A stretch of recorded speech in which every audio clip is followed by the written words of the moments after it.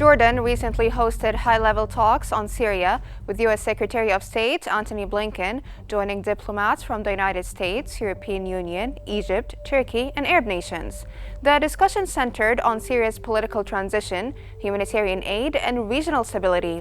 Meanwhile, Israeli aggression in Gaza and UNRWA restrictions continue to heighten tensions. Stay tuned to Qnews for minute-by-minute updates on the latest developments in the Middle East.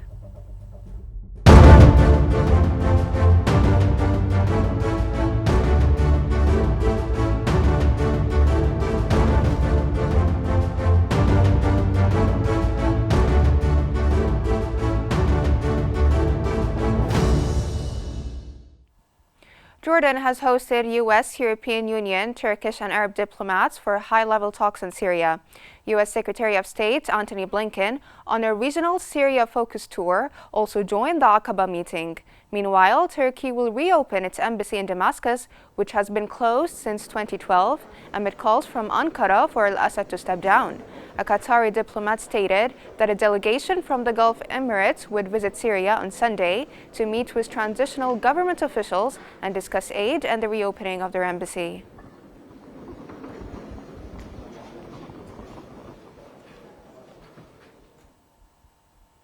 U.S. Secretary of State Antony Blinken has told the United Nations Special Envoy for Syria, Geir Pedersen, that he wanted the UN to play a critical role in delivering assistance to Syria. Pedersen stated that he wanted to ensure Syria does not collapse, that humanitarian aid flows in quickly, and that the UN supports a credible and inclusive political process. Meanwhile, Blinken is touring the Middle East to establish a united front with Arab and Turkish allies on a set of principles that Washington hopes will guide Syria's political transition, including inclusivity and respect for minorities. The spirit of UN Security Council Resolution 2254 when it comes to the provision of assistance. U.S. CENTCOM Commander General Michael Kurilla has visited Israel for discussions with Israeli military officials on Syria and other regional developments. Kurilla met with Israeli military chief Herzi Halevi and Defense Minister Israel Katz, stressing the need for coordination following the end of Assad's 50-year rule. His regional tour included visits to Jordan, Syria, Iraq, and Lebanon, where he observed Israel's partial withdrawal under a fragile ceasefire. Meanwhile, Israel's Gaza campaign continues amid international criticism and accusations of genocide.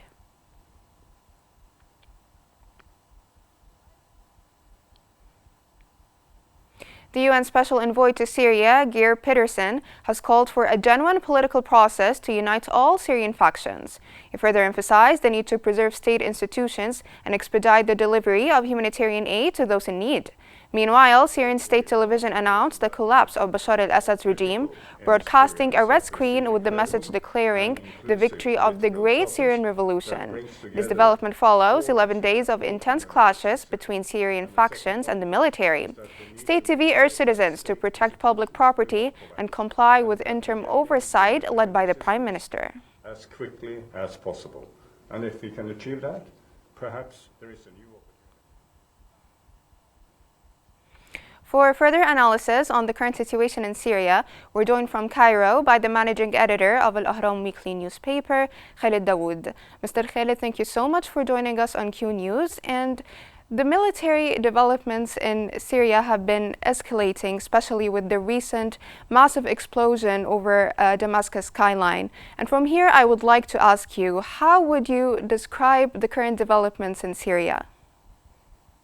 Well, thank you for having me, first of all. And then, of course, we're still in the wait-and-see attitude after the downfall of the Assad regime almost a week ago.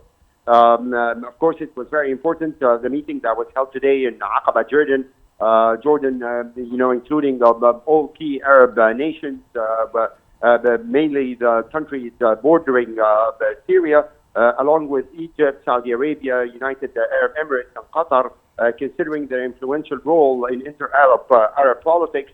And that was followed, of course, with another meeting among the Arab nations, together with the U.S. Secretary of State and the Turkish foreign minister, plus the high representative of the European Union. So this means that all the parties with stake concerning Syria are now discussing the future of this country which is definitely going to be a very difficult process. But at the end of the day, I think what will determine the outcome are the developments on the ground, the ability of the new the regime, let's call it like this, in Syria. The military groups, the armed groups that took over power are now in control of Damascus, whether they'll be truly able to form this inclusive government that meets the needs of the Syrian people and recognize their diversity. And that's, I guess, that's one key point that the Arab ministers who met in Jordan today emphasized the need for an inclusive process, the need for a new constitution, and for elections that are held under the supervision of the United Nations to produce a new government in Syria that will definitely have many difficult tasks ahead, on top of which to meet the direct needs of the Syrian people, as well as facing the growing external aggressions, mainly coming from Israel. It was also noted in the statement issued by the Arab ministers the need for Israel's immediate withdrawal from the territories it occupied in the Golan Heights after the fall of Bashar Assad and other areas along the border between the two nations, calling this an aggression and an illegal occupation. So, finally, it was also very important that the Turkish foreign minister attended those meetings in Jordan because it's very obvious that Turkey had a very big role in the recent developments that happened in Syria. And, of course, it is the key country right now bordering the nation with more than 3 million Syrian refugees. So, of course, it will have, Turkey will have an important say in Syria's future. And then, of course, it was pretty significant that in this meeting in Aqaba, and that after many years of Russian and Iranian involvement in the Syrian situation, the representative of Russia and Iran were not present at that meeting. Now, regarding Al-Aqaba meeting, which was attended by Antony Blinken, what are your thoughts on Antony Blinken's recent statements regarding Syria, that his focus is to establish an all-inclusive political government that represents all factions? Well, there are two things here to say. First of all, that this is an administration that's going to leave office in a matter of a month, almost. January 20, we're going to have a totally new administration, the Trump administration. Trump, of course, increased a lot of worries and concerns when he tweeted after the fall of Bashar Assad that Syria is basically not a country of interest to the United States, and the United States should not be involved in the situation in Syria. So whether Mr. Trump, who's going to be the official president in a month, it will remain to be seen whether he's going to maintain this stand of staying aside from Syria, or the realities on the ground will force the United States again, and Mr. Trump himself, force him to get involved because Syria is such an important country with such an important geographic location. And of course, whatever happens in Syria is going to affect the countries around it. And nobody wants Syria to turn into a safe haven for terrorist organizations. And of course, the armed groups that took over Damascus recently, they also have to show goodwill and readiness to include all the different sects and all the different ethnic groups within Syria, and not to use their victory in order to seek revenge among other components of the Syrian society, which will basically break the country into civil war. So, of course, it's important to the plan that Mr. Blinken is speaking about, but what's more important is what Mr. Trump will bring in when he becomes the president on January 20th. Now, building more on Blinken's 12th visit to the region, could this visit result in at least tangible progress for Syrian stability or reconstruction efforts? Of course. Well, let's wait and see. I mean, again, it all depends on the situation on the ground within Syria itself. Whether the newly formed government will truly be able to take control of the situation, whether they will be able to rebuild the Syrian army. Let's not forget that after the fall of Bashar Assad, there's basically no army to protect Syria's border, whether with Israel or with any other neighboring country, Jordan, Iraq, or Turkey, of course. So, I mean, there are a lot of tasks ahead for the upcoming Syrian government, and this is what's going to determine the future of Syria.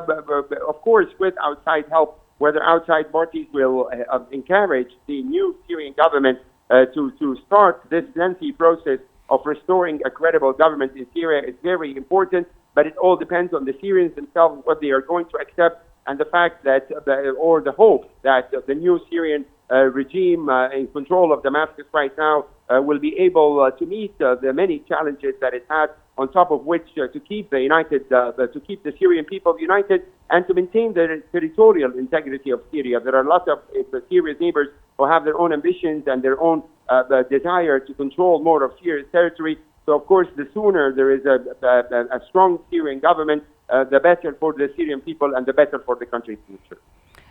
Delving more into the Jordan-Syria summit, what are the key outcomes of the summit and how might they shape Syria's future?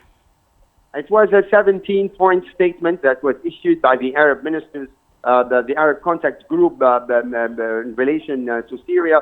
They were all very important points, as I mentioned, starting with the need for a roadmap to form a new Syrian government and to reach a new constitution and to hold new elections, and also appeal to all Syria's neighbors to respect the will of the Syrian people, and of course the willingness to offer help to Syria as soon as the situation stabilizes. It's very important. Syrian people need a lot of outside help. And of course, again, if the Syrians themselves manage to maintain some stability within the country, this will make the chances better that outside forces will be able to provide help. It's also very important, the message that was sent by the Arab ministers concerning the Israeli aggressions against the Syrian territory and the need to immediately end the Israeli occupation and not to turn it into a permanent issue. And I wish that the United States administration, Mr. Biden's administration, had taken a more outspoken stand about this, but rather we heard from the U.S. Secretary of State, we heard from the U.S. National Security Advisor, Jack Sullivan, statements that express understanding for the illegal Israeli move towards the Syrian territory. So it was an important roadmap, but again, it all depends on what happens on the ground in Syria and the ability to maintain stability and the unity of the Syrian people and the country itself. So alongside the Israeli airstrikes in Syria, Israeli troops will stay on Mount Hermon for the entire winter. To what extent is Israel strengthening its presence on the Syrian land will impact the Syrian sovereignty? Well, this is definitely going to be an element of instability. When a neighboring country of Syria, starts the relationship with a new regime by occupying part of its territory, that's definitely not something that's going to help into stability. This statement by the Israeli defense minister that they're going to stay until the end of the winter is not acceptable at all by any international standards. The agreement that was signed between Syria and Israel in 1974 should remain standing even if the regime in Syria has changed, because it was an agreement between two nations, between two countries, and not between two regimes or two governments. Otherwise, we will be breaking havoc in any international agreements. If the president changed, we say previous agreements do not exist anymore. So, of course, Israel is benefiting tremendously from all the developments that have taken place recently, whether in terms of the ceasefire in Lebanon and the weakening of the Hezbollah, the group in Lebanon, and of course, right now, getting rid of the Syrian regime that used to provide assistance to Hezbollah and offer ground for Iran to have an influence in the region. This is, of course, has benefited Israel tremendously. But again, if the situation in Syria, within Syria, breaks loose and Syria turns into a safe haven for terrorist organizations or a continuous civil war, this will definitely affect Israel's security as well. And we definitely, we're going to be adding to Syria's problems. And what we need right away is Israel's withdrawal from those Syrian territories, and outside countries and regional powers that have influence within Syria should definitely help the new regime there form its government, offer services to the people, and rebuild its army. Now, delving into the political developments in Syria, what are the primary challenges facing the new leadership in Syria after Assad's regime? Well, first of all, it's to form a government. That's the key challenge that they have. Of course, the armed groups that took over Damascus and the key Syrian cities, they do not have experience in governors. They were basically armed organizations that were fighting against the regime over the past 13 years. Maybe they had control of the Idlib province, but that's very small compared to the rest of the country. Again, that's a key challenge to be able to run the day-to-day needs of the Syrian people. And then, of course, there is this serious fear considering that Syria is basically a mosaic of ethnic groups, of religions, and of different sects. There are serious fears about the coexistence among the Syrian people. Of course, the political groups or the armed groups that took over Syria have their own ideology, and the big question remains whether they will be able to overcome their own ideology to be more inclusive and to accept the rights of the other minorities and other the ethnic groups within Syria, because that's the only way to maintain calm and peace within the country itself. And then followed by that, we need a new army, a new police force, a new constitution. And that's all a lot of tasks that the new the Syrian government is facing as challenges. And they definitely need the help of the neighbors and not attempts to interfere and steal or occupy parts of Syria's territory. That was the managing editor of Al Ahram weekly newspaper, Khalid Dawood. Thank you so much for your insights. Israeli occupation forces have intensified their aggression in Syria, seizing key military sites and launching airstrikes as regional tensions continue.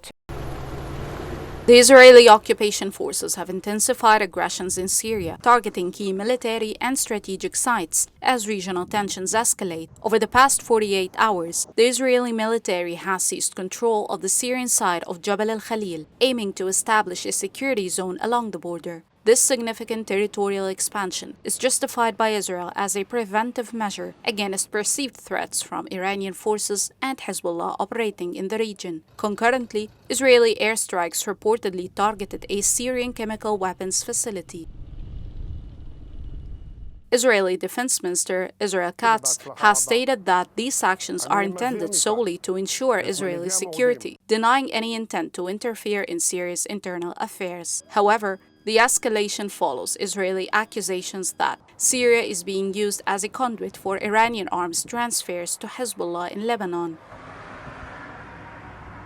The United Nations has voiced concerns over these developments, warning that Israel's actions could violate existing agreements, establishing a demilitarized buffer zone in the occupied Syrian Golan Heights. Despite this, Israeli Prime Minister Benjamin Netanyahu has reaffirmed the country's resolve to neutralize any threats, emphasizing its readiness to take all necessary measures.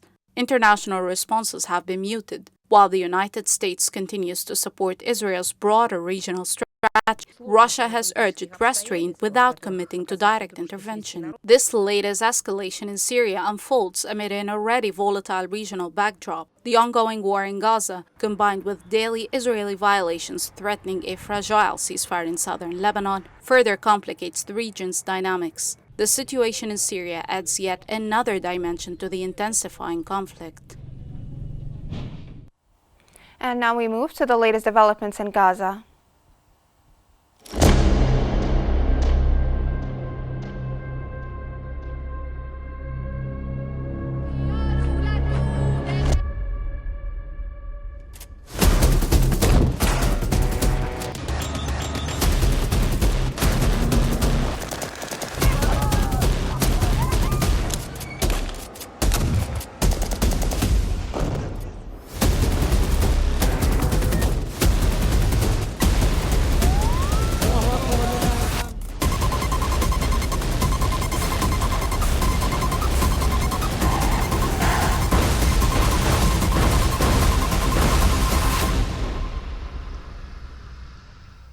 Israeli attacks around Kamal Adwan Hospital in northern Gaza have injured 3 medical staff overnight and caused damage to the facility. Hospital director Hossein Abu Safia said that Israeli quadcopter drones carrying explosives deliberately targeted the emergency and reception areas of the hospital, wounding 1 doctor.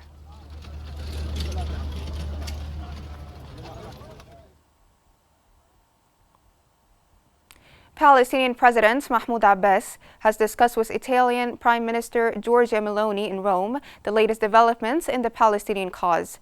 President Abbas condemned Israeli aggression, which has led to massive casualties and destruction. He also criticized ongoing violence in the West Bank and Jerusalem. He called for the implementation of UN Security Council Resolution 2735, urging a ceasefire, Israeli withdrawal from Gaza, and humanitarian aid. The president also emphasized the need for the Palestinian Authority to resume its role in Gaza.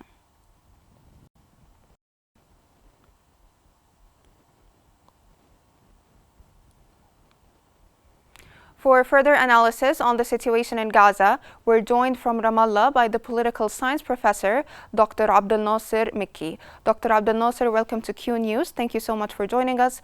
First off, how would you describe the current humanitarian situation in Gaza? The humanitarian situation in Gaza is catastrophic. It's not something that nobody could imagine what happening in Gaza. The people is now dying from even uh, cold, from starvation, from the Israeli bombing. Everything is killing the people there. They are bombing the hospitals. They are bombing everything in Gaza. So the situation is horrible in Gaza, and I hope that it will be changed. Maybe in the few days, because as according to the last news that we heard today, that there will be like a ceasefire at the end of this month, December. So we hope that this fire will be there, and this ceasefire will help the people and support them, because it's genocide there. Yani many families have been eliminated from the record in Gaza, the record list. That means there are no anymore like this family in Gaza. So I hope this will be changed. And as you know now, maybe the news shifted to the Syrian case, but I hope that it will, after the Syrian case will be managed now, according to the meeting today in Aqaba. So I hope that the people and also the political people, they will shift their eyes to Gaza in order to handle and to manage and to finish this catastrophic, and also to finish this genocide in Gaza. Now, sir, in light of the ongoing Israeli attacks on Kamal Adwan Hospital in particular, what are the main challenges facing the hospital amid the crisis?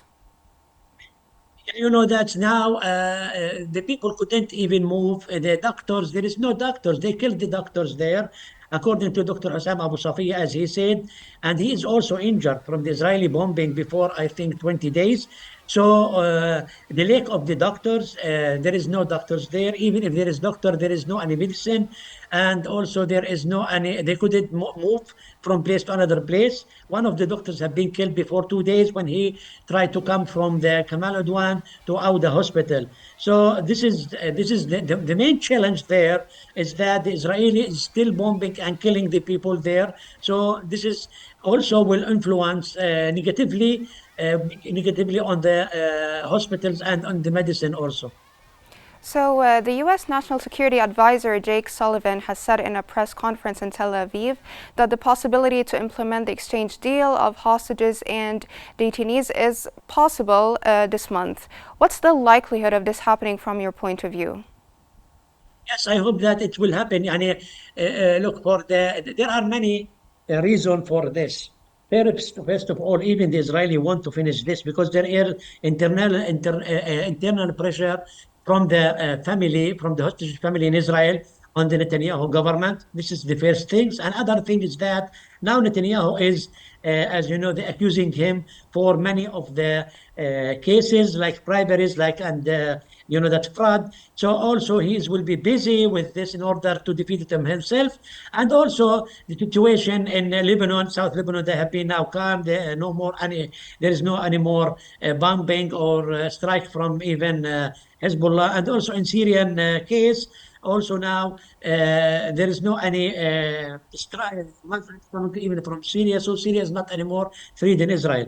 All these, and also the other thing or the reason is that the Israeli soldiers have been tired now, and also this will influence on their capability to continue that fight.